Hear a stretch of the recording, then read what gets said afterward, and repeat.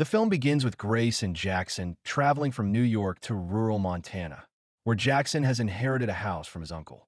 The house is surrounded by open land and forest, isolated and quiet to the point of discomfort. The building itself is old and cluttered, filled with the uncle's belongings and clearly neglected for years. Jackson treats the move as a new beginning. He is openly enthusiastic, talking about how peaceful life will be here and how the isolation will allow him to focus on his music. Grace, who is pregnant, reacts very differently. She moves cautiously through the house, unsettled by the emptiness and the sense of abandonment.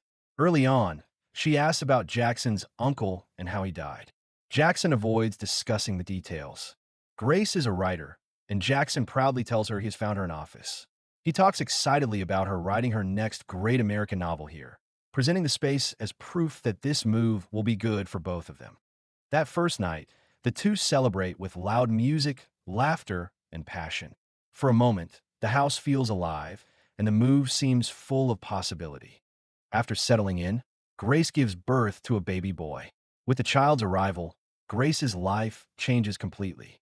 Jackson's job requires frequent travel, leaving Grace alone with the baby for long stretches of time. Her days fall into a repetitive routine of feeding, rocking, and trying to soothe a crying child through sleepless nights. She no longer writes, despite being a writer, and gradually loses her sense of identity outside of motherhood. The isolation of the house and the surrounding landscape begins to weigh heavily on her. The quiet is no longer peaceful. It becomes oppressive. Grace grows bored, restless, and emotionally disconnected, struggling to find meaning in her days or intimacy with Jackson when he is home. At one point, Grace is seen carrying a knife while walking through the field near the house. She drops to all fours and watches Jackson holding the baby on the front porch. Jackson calls out to her, but she does not respond. Still holding the knife, Grace begins touching herself while staring at them. Jackson eventually places the baby in a car seat on the porch and goes back inside. Grace runs toward the baby, lightly touches him while still moving like an animal, and then leaves the knife beside the baby before following Jackson into the house. Inside, Grace jumps on Jackson as he grabs a beer from the fridge and tries to seduce him. He brushes her off without engaging and goes back outside. Grace is visibly frustrated and left alone with her agitation. The baby is turning 6 months old, and they celebrate with a small cake. Jackson mentions that his mother wanted to stop by, but he told her they were planning to celebrate alone. Grace says she would not have minded the visit. Jackson explains that his mother is lonely after his father's death and still hasn't accepted the loss, continuing to cook meals for two. That night, Grace lies awake, unable to sleep. The baby begins to cry, and she gets up to feed him. After he finally falls asleep, Grace goes into her office and sits in front of a blank page. She drips ink onto the paper, mixing it with her breast milk, staining the page instead of writing. Outside, Jackson is watching the stars through a telescope. A man on a motorcycle rides past the house. Grace notices him and follows him with her eyes. She then tries to seduce Jackson again, but he is distracted and uninterested, focused on the night sky. Grace returns inside, stares blankly at the television, then begins wandering through the house, hearing sounds that are never fully explained. She steps outside and sees a black horse standing nearby, watching her. After a moment, the horse leaves. Grace goes upstairs where Jackson is sleeping and climbs on top of him, but he does not wake up. She lies awake beside him, staring into the darkness. The film then cuts to a flashback from before the baby's birth. Jackson's family is gathered in the house. Grace is heavily pregnant as the women speak to her, but she does not seem fully present. Jackson's father, whose dementia has worsened, suddenly becomes agitated. He begins shouting that this is his brother's house and that everyone needs to leave. Later that night, Grace wakes up and sees Jackson's father wandering outside. She follows him into the forest. In a brief moment of clarity, he realizes Grace is pregnant and reacts with genuine happiness. The two dance among the trees. Shortly afterward, he dies. Jackson is devastated, and the family prepares for the funeral. Back in the present, Grace takes the baby into town and enters a store. The clerk reacts enthusiastically, asking about the baby's name and age. Grace becomes irritated by the attention and responds aggressively, shutting the woman down and leaving abruptly. At home, Grace becomes restless and erratic, using loud music, repetitive movement, and constant activity to cope with her anxiety. These attempts fail to provide relief, and the house begins to feel like a place of confinement rather than safety. She sees the motorcycle man driving around the property again and seems fixated on him. She walks on all fours, licks the windows, sits inside the refrigerator, and plays the harmonica without purpose. One night, when Jackson returns from another work trip, he is angry that Grace has kept the baby awake because she was bored. He has also brought home a dog without asking her. Instead of providing comfort, the dog adds more chaos. Its constant barking agitates the baby and overwhelms Grace. She reacts with hostility, mimicking the barking and spiraling further into agitation. Jackson leaves again for work, leaving Grace alone with the baby and the barking dog. She calls him while he eats on the road, but he is distant and eager to end the conversation. Grace wants to talk, but he does not engage. She becomes aware that Jackson is cheating on her during his trips, which deepens her resentment and sense of abandonment. Looking for some form of connection, Grace visits Jackson's mother, Pam. She enters Pam's house with the baby and calls out for her. When she goes upstairs to the bedroom, Pam suddenly appears holding a shotgun. Both women are startled. Grace explains that she brought the baby, and Pam calms down. Pam is still ironing her dead husband's clothes. She admits that since her husband's death, she feels disconnected from reality and experiences sleepwalking and confusion. They drink tea together, and Grace manages to make her laugh. She then asks about Jackson's uncle and wants to know how he died. Pam reveals that he took his own life inside the house Grace now lives in.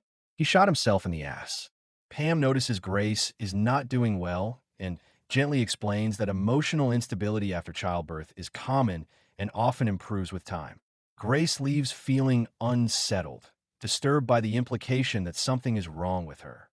One night, Grace is unable to sleep again. She leaves the house and goes out to meet the man on the motorcycle.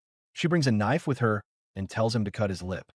Another morning, Jackson returns home and immediately sees that the house has fallen into complete disorder. The dog is barking nonstop, the baby is unsettled, and Grace is drinking. Jackson becomes angry when he realizes Grace has not let the dog outside to pee. She responds coldly, telling him the dog is not her responsibility. The argument escalates quickly and turns into a confrontation about everything that has been building between them, including the house, Jackson's constant travel, the mess, the dog, and his infidelity. Jackson forcibly puts Grace into the car, takes the dog with him, and drives off. Inside the car, she is irritated by the music and demands that Jackson turn it off, saying she hates guitars, even though this is not true. She finds condoms in the car and begins blowing one up like a balloon. As it grows larger, it blocks Jackson's view of the road. He fails to see a black horse crossing in front of them, and they crash into it. When they return home, the dog is injured and crying outside. Jackson cleans blood from the car while Grace fixates on the animal's pain. She insists the dog should be put out of its misery immediately. Jackson is against it, saying he will take the dog to a veterinarian the next day. Grace takes a shotgun and shoots the dog herself. The next day, Grace watches Jackson bury the dog.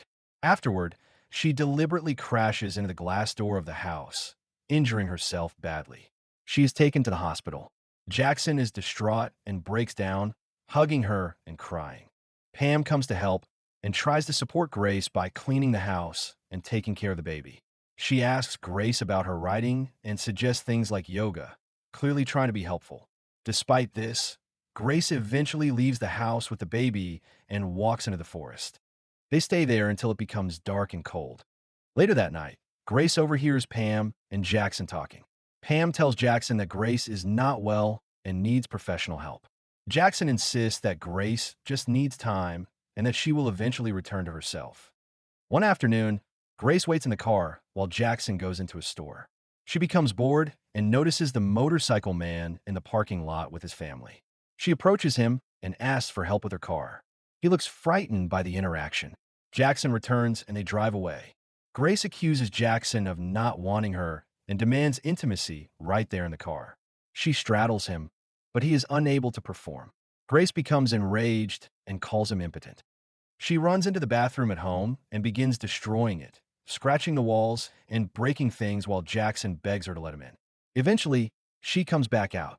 Later, they attend a birthday party with the baby.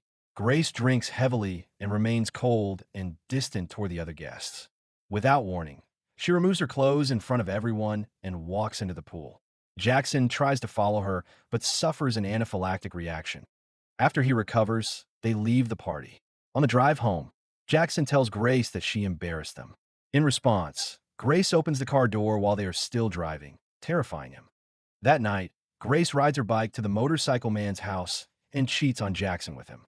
Despite their constant fighting, Jackson asks Grace to marry him one afternoon when the two are playing in the grass as they used to.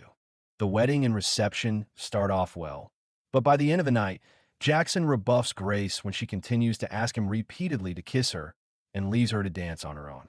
She eventually heads to the bridal suite alone. While waiting for Jackson, Grace asks the hotel receptionist to bring her ice for a bottle of champagne. When he refuses, it is implied that she asks him to come sing for her in the room. She dances alone to the music and suddenly smashes her head into a mirror, drawing blood. Later, Grace walks home with the baby in a stroller. Jackson spots her on the road, silently reprimands her, and guides them into the car. After that episode, Jackson finally commits Grace to a psychiatric institution. There, a psychiatrist speaks with her about her childhood and suggests that her behavior is rooted in abandonment issues caused by the death of her parents when she was young. Grace is eventually released and returns home. At first, she seems calmer and more composed, engaging more openly with Jackson. This sense of improvement fades when she notices how much has changed in her absence. Jackson has cleaned, remodeled, and repainted the house. He has bought a new car and reorganized their routines. Although these changes are meant to help, Grace feels erased, as though her breakdown has been corrected rather than understood. A welcome back gathering is held in Grace's honor. Guests repeatedly comment on how healthy and well she looks, reinforcing the expectation that her suffering is now over. Overwhelmed, Grace suddenly admits that she killed the dog. The confession shocks everyone and breaks the illusion of normalcy. Grace leaves the gathering, and Jackson follows her. He takes her on a drive. She tells him she does not want to go back and that he does not see her. They stop near a wooded area and sit in silence for a long moment. Grace kisses Jackson, says, "Enough," and walks into the forest. Jackson remains behind, smoking a cigarette. Grace sets fire to the journal she kept during her psychiatric treatment. As the fire spreads through the dry forest, she removes her dress and keeps walking. Jackson realizes what is happening and runs after her, but he is too late. Grace walks into the fire and disappears as the flames spread around her. The film ends without offering closure, presenting Grace's possible death as the result of prolonged isolation, unresolved trauma, emotional neglect, and a life she was unable to endure. The end. Thanks for watching. Don't forget to like and subscribe. And until next time.